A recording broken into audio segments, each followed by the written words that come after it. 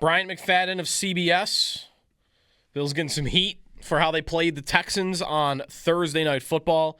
I think the revelation that I just found from Anthony of Cover One in the last 10, 15 minutes about how the Bills tried to protect Allen with 4 linemen, having a guard go out to meet the spy and going 4-on-4 with the Texans line is maybe the most damning evidence I've seen of their game plan stunk for Thursday night. And big reason why they lost. 803-0550, the phone number. If you got a thought on our previous conversation about your feeling on the season, you got a word to describe it, New England talk as well. We will talk some Bills and a little fantasy as well here with Adam Krautwurst, FullTime Fantasy, joining us now on the West Her Hotline. How's your morning going, Adam?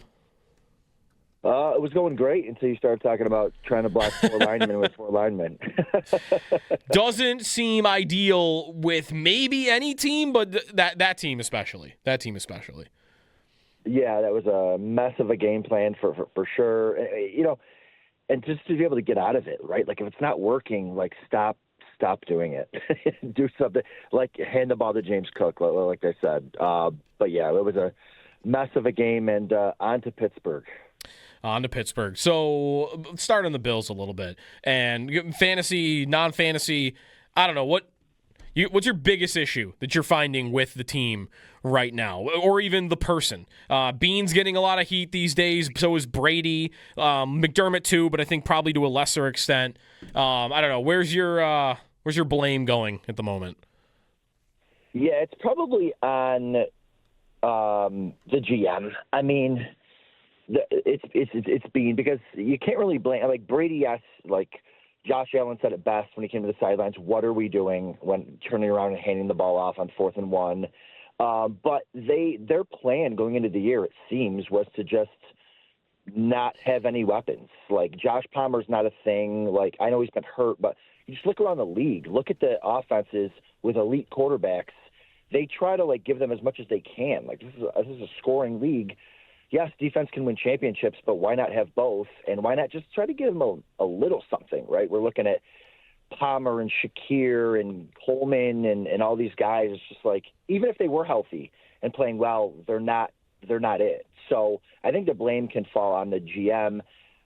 Not having Kincaid hurts a lot. I think they thought he was going to be a thing, and he has been amazing when in the starting lineup. He's just been hurt, and he's been hurt for years with them, and that's going to be an interesting thing to see them address in the offseason. And as far as fantasy is concerned with these guys, you just can't start any of them except for Shakir and Cook until Kincaid gets back. Yeah, and even – I mean, Kincaid at this point, I don't know how many teams would even still be going if that was, like, their guy. Right. But now I'd be worried about, like, is he just going to get injured in any of these games? And, man, if you were frustrated by his snap counts earlier in the season, yeah. I mean, dealing with injuries, I can't imagine, like, him playing more than 50% in a single game rest of the way might be an underdog. Yeah, completely. And that's, I mean, if you look at like his fantasy points per like route run, they're like through the roof because he never plays and he scores a ton of points. So he's talented. It's just he's hurt. Yeah, right. The stat on him, he has the exact same amount of yardage right now that he had last year, 448. But last year he did that on 75 targets, and this year he's done it on 36 targets. And it's incredible. That's like crazy. The difference from one year to the next. So he's out probably this week as well. Steelers and Bills this week, and it's also approaching that time for fantasy where it's the final couple of weeks, and then we get to the playoffs. Before we get to anything specific around the league, do you do anything different when you're managing a team as you get this late in the year versus how you do it early in the year? For sure. So if I've got a team that's kind of locked into obviously each league is different with their settings and stuff, but if I got a team that's locked into a playoff spot or a bye or whatever, I'm looking down the line. I know maybe a lot of trade deadlines have passed for leagues, but I'm trading for guys that have maybe already had their bye if I need points, or I can trade for a better player that needs to have their bye still to get them off somebody's hands because they need points. And so you're kind of looking to kind of maneuver your roster there. and also grabbing like little small things, like grabbing kickers that play indoors and have nice schedules for the fantasy playoffs, or grabbing maybe 2 defenses if your roster's big enough to find those matchups down the stretch. And I play in a lot of leagues where like the lineups, the rosters can get locked kind of after this week. So you kind of got to plan ahead for, do I need 2 or 3 quarterbacks? Do I need multiple defenses? I'm looking at strength of schedule. I'm looking at, hey, what running back has a great schedule? Maybe I can trade for him. Maybe I can pick up his backup and kind of plan for the future. Because at this point, we kind of know what defenses are good and what defenses are pass funnel and run funnel. So, yeah, I'm always looking at the rosters and seeing how I can tweak the back end of the roster. Yeah, the defense point is good. Handcuffs, too, maybe, at this stage are a little bit more valuable, especially those rosters you mentioned that are locked. And then the matchups, man, like looking at week 16 and 17 and who they play. Like I was doing this yesterday, Adam. Me and Jeremy were doing it with the Cardinals and how Brissett and Michael Wilson play against the Bengals in week 17. There would be a question, I guess, about those two making it that far if they can even get to that matchup. How do you feel about those two at the moment? So in fantasy, the last couple weeks, Jacoby Brissett, Michael Wilson, like it's hard to do better than those two for how much they're throwing it. How much staying power do you think those two currently have and for the rest of the season? Yeah, that's a great question. I was trying to, before I came out, I was trying to flip my mind over to, week 13 or whatever and just try to turn off what last week. And I'm looking at my rankings. I see Michael Wilson like top 10, for fantasy. Wan'Dale Robinson in the top 15. I'm like, man, oh man, what are we doing? Where are we? But yeah, here's the thing. I'm listening to that little clip you had before I came on about how offensive coordinators are. They have egos and coaches have egos. When Marvin Harrison comes back, he's going to be the number one. I think when Kyler Murray's healthy, it's really hard for coaches to bench their guys. If Wilson and Brissett stay the guys, I love it. And another guy is Trey Benson. I've been holding on to him for seems like 3 years. Like when he's another guy that like, man, if you can make the playoffs and you got him on your team, hopefully it's not a Ricky Pearsall thing where you waited for nothing. But if you can slide in Trey Benson into a team that's really, really good, I like this Cardinals offense. There's been a lot of that this year with these kind of veteran quarterbacks that just know how to study the ship and run the offense, and they come in and it just looks incredible. Yeah, Flacco was this for a while. Maybe Jameis is doing that now and will do it. There you go.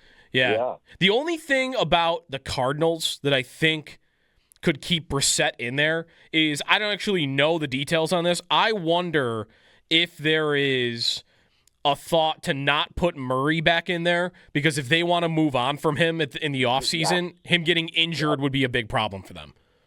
Or him remembering what he looks like playing would be a problem for them because maybe they don't want people to remember like, oh, this guy is really, really struggling. But yes, it's a lot of this small stuff. This stuff happens every year, Joe, where Jacoby Brissett and Michael Wilson lead people to fantasy championships, and the next year it'll all be forgotten. Yeah. Adam Krautwurst, Full-Time Fantasy with us on the West Her Hotline for a couple of more minutes. Some of the biggest stories around the fantasy landscape right now as we're getting towards the playoffs.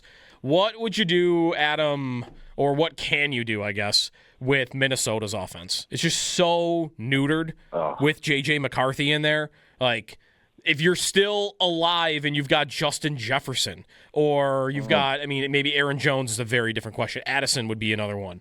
Like, is anybody playable still in Minnesota? Do you feel like you would still have to play Jefferson? Jefferson would be the only guy because you probably have a team where he's at least your wide receiver 3, I would think. But because like Wan'Dale Robinson and him have pretty much identical statistics, and people are starting Wan'Dale, so you might as well start Jefferson. But that's pretty much it, right? I say that, but there's so many injuries. Bye weeks are coming to an end, but there's so many injuries you can usually find a spot for Addison or Jones. But no, you don't want to start any of these guys. And you just got to kind of bite the bullet. I have Hawkinson in a ton of places, and I haven't started him in like 6 weeks, and it stinks. Right. But you just can't do it. McCarthy's just not it. Speaking of egos, I wonder how long it'll take them to move off from him. I think they should do it. I think Minnesota going to like Mac Jones this summer is 100% going to happen. Wow. Right? Yeah, for sure. Like, it's so bad that, like, for teams to move off this quickly, it's got to be, like, historically bad. And you're seeing numbers where, like, there was one yesterday where there's been, like, 595 quarterbacks since 2000, and the only player with a worse EPA per attempt is, like, Jamarcus Russell. Like, when you start getting into that territory, that's how you get your Josh Rosens, right? Like, 1 year, this can't continue. We got to move off of it. Yeah, for sure. And you know, fans, if the average fan can see it, it's like the GMs know it. It's just, are you willing to move on from this? Speaking of Rosen and Murray, that's what they did. They saw it with Rosen.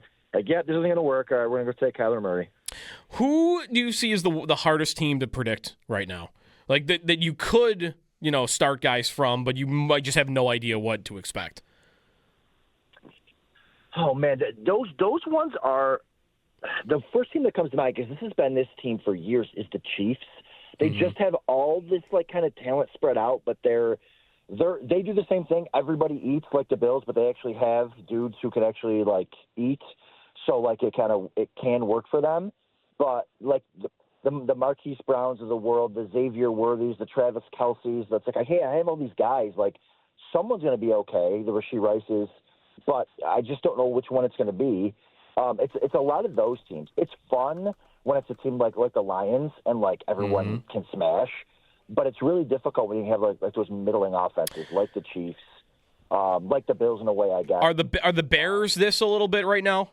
Yeah, like Adunze's been the guy all year, and now it's like, you know, now it's DJ Moore and Colston Loveland, and you know, it's Caleb Williams' legs. Those are the hardest teams too, Joe. When you're trying to do predictions and projections for the week, it's like, yeah, the quarterback could be like a Justin Fields thing. Like, yeah, the quarterback could have a great fantasy day, but it doesn't mean he helps everybody else. That's why you kind of like, I got like Brock Purdy, because like if he has a big day, the receivers are having big days. It's not generally going to be on his legs. So, but yeah, that is a good one. The Bears are good. Yeah, for sure. Yeah, I mean, it could be Moore, it could be Adunze, it could be Burden, it could be Loveland. Like, that offense works. It's it's really, really tough to get there. Adam Krautwurst, Full-Time Fantasy with us. All right, Adam. Anything else fantasy-wise that's on your mind going into the postseason here? We still got 2 weeks, so we're not all the way there. Yeah, we're not all the way there. I think did we dead Joe in our league last night? Did I see that we crashed out a little bit at the end? We did not. Brock Purdy really screwed us over last night. 3 interceptions in the first half. And really, so the team that we co-run, for those that are listening, we have Purdy and Ricky Pearsall. And Purdy throwing to Pearsall in the end zone. He's open. Just put it out in front of him. I mean, that is a season-defining throw, I called it. Yeah. That was the best text. Yeah, the season-defining throw. It's like it's absolutely right. And they weren't using him early. I'm like, man, they're not even using him. And then the next 2 passes of him are picked. I'm like, well, that's it. Yeah, they're definitely not using him after that. Yeah, right. Thanks, Adam, as always, and we'll talk soon. All right, my friend. Thank you. Adam Krautwurst on the Western Hotline. You can check out his stuff if you got big fantasy matchups coming up at Adam_Krautwurst Full-Time Fantasy. 803-0550 is the phone number.